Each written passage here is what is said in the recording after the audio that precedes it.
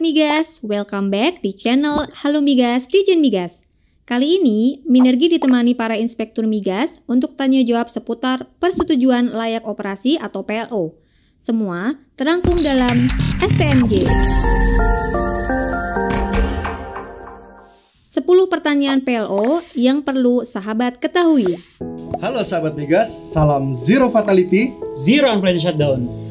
Budayakan keselamatan migas. Wah, semangat banget nih para inspektur migas kita. Oke, kita kenalan nama dan jabatan dulu ya. Saya Hadi, inspektur migas. Dan saya Renda, inspektur migas. Kami berdua dari Direktorat Teknik dan Lingkungan Migas yang memiliki tugas pokok dan fungsi salah satunya yaitu melakukan pemeriksaan keselamatan dalam rangka penerbitan persetujuan layak operasi atau PLO. Nah, ngomong-ngomong soal PLO, Minergi sudah merangkum nih 10 pertanyaan terkait PLO yang paling sering muncul di kontak center 136. Sebelumnya kita pengen tahu terlebih dahulu nih, PLO itu sebenarnya apa sih? Nah, untuk sahabat migas yang belum tahu PLO itu apa, PLO adalah persetujuan layak operasi, di mana sebuah dokumen yang diterbitkan oleh Direktur Teknik dan Lingkungan Migas selaku Kepala Inspeksi untuk sebuah instalasi migas. Pertanyaan pertama dari sahabat migas, sebenarnya fungsi PLO itu untuk apa sih? Fungsi PLO itu merupakan pengakuan formal bahwa kontraktor atau pemegang izin usaha telah melaksanakan inspeksi yang mengacu pada peraturan perundang-undangan yang berlaku, standar, dan kaidah keteknikan yang baik. Oke, pertanyaan selanjutnya, sahabat migas juga pengen tahu nih, landasan hukum dari PLO. Landasan hukum PLO ini adalah Peraturan Menteri Energi dan Sumber Daya Mineral Nomor 18 Tahun 2018 tentang pemeriksaan keselamatan instalasi dan peralatan pada kegiatan usaha minyak dan gas bumi.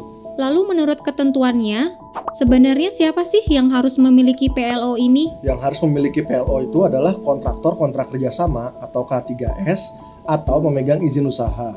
Selain itu juga dapat diberikan kepada perusahaan usaha penunjang yang memiliki dan mengoperasikan instalasi dan atau peralatan. Selain yang disebutin Renda tadi, badan usaha lain yang mendapatkan persetujuan dari Dirjen Migas untuk pembangunan dan pengoperasian instalasi untuk kepentingan sendiri juga bisa memiliki PLO.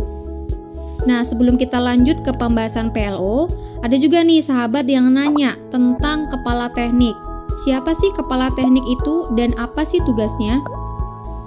Kepala teknik itu adalah pimpinan tertinggi di perusahaan atau dia dapat menugaskan pejabat di bawahnya yang menjadi penanggung jawab keselamatan migas pada kontraktor atau pemegang izin usaha.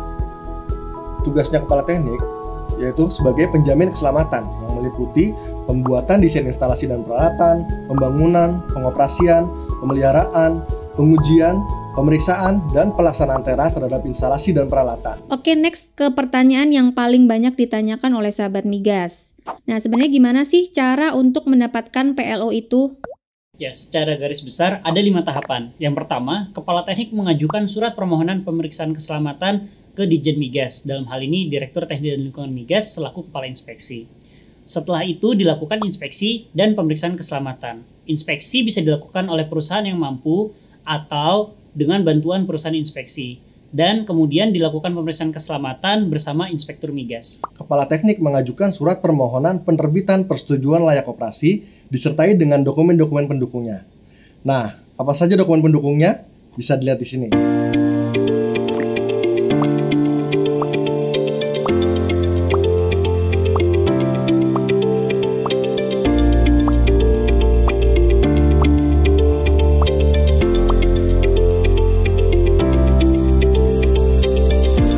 Sahabat migas dapat mengunduh SK Kepala Inspeksi nomor 217K 18 DMT 2018 tentang tata cara penerbitan persetujuan layak operasi di migas.esdm.go.id.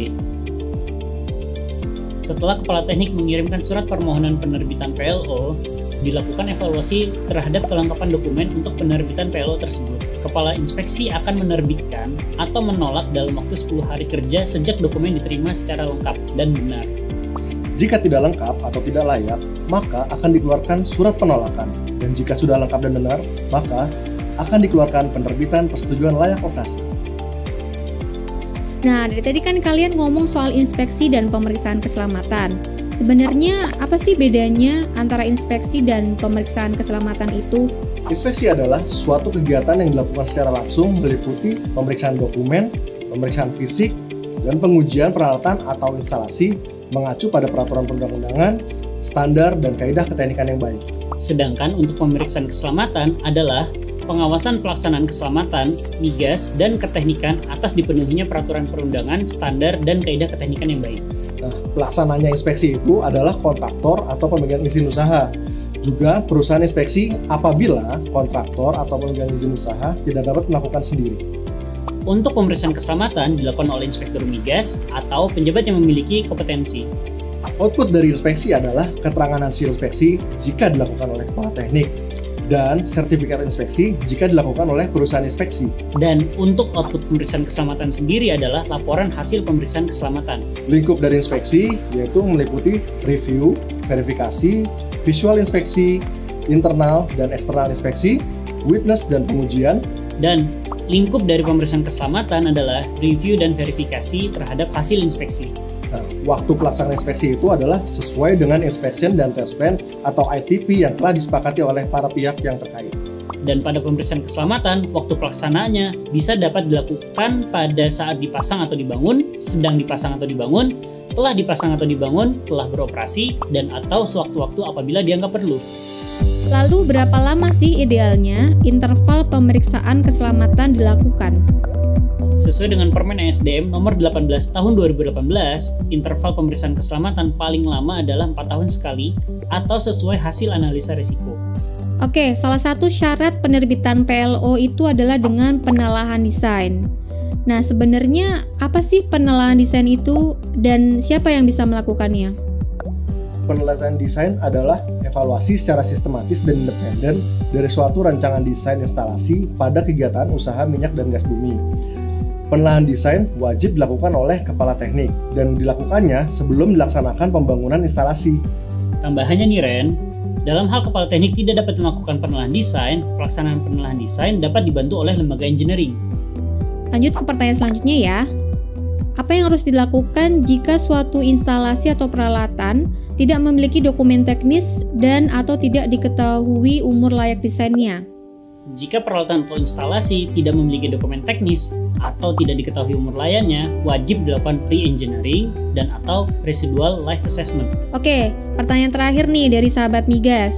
Bagaimana sih masa berlaku PLO jika ada instalasi atau peralatan yang hampir habis umur layanannya? Masa berlaku PLO hanya diberikan setengah dari sisa umur layak. Wah, udah cukup jelas banget nih penjelasan dari Renda dan Hadi.